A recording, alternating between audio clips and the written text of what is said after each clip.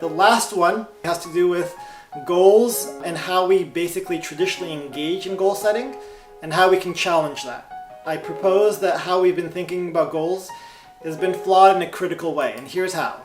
When you think of maybe the architects of education, do you think that they sat in a room and they sketched out a process or a paradigm where they thought that putting students in a closed classroom at specified times where they would be exposed to designated content that was decided by somebody else, that they would have specific outcomes that would measure their learning and their growth, and that they would be expected to regurgitate that content on demand on tests, that would make the optimal paradigm or architecture for an educational and learning experience? Probably not, and yet that's what education is in many respects.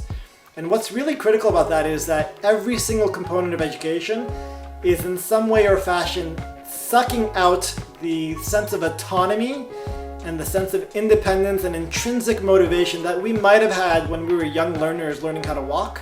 We need to take ownership of our own outcomes.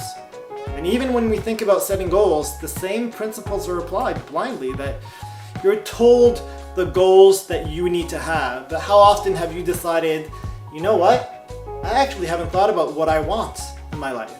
Maybe it is to do well in academics, maybe it is to have a great career, but maybe it's not.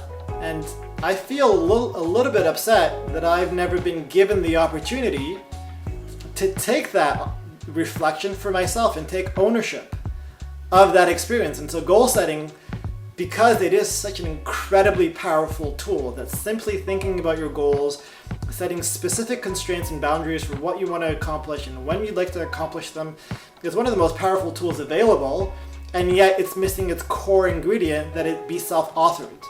My challenge, my encouragement for you is to think about what are the goals that you want to have and how do you go about accomplishing them.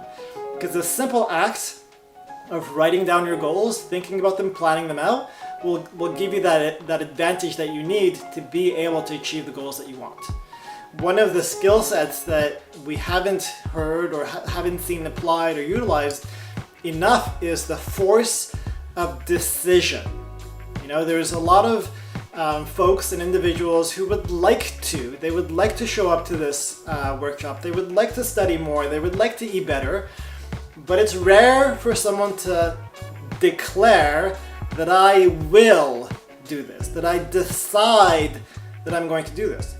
And again, that simple shift of perspective in saying that you will do this publicly or to yourself with intentionality and decide that you will do it will actually benefit you. And so you have to make that intentional choice of what you want and what you will do to achieve it. So this decision skill set is also one of those muscles that you can train to become stronger, because those people who are high-functioning, high-performing individuals have made those intentional decisions to be where they are today.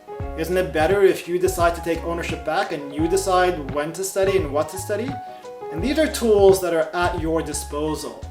These are skills that you can acquire, you can cultivate, you can strengthen, and you don't need to wait for the institution, for the culture, for the teacher to tell you these things. You are here because you chose to be here. And so how do you make this your experience? Well, you take ownership back.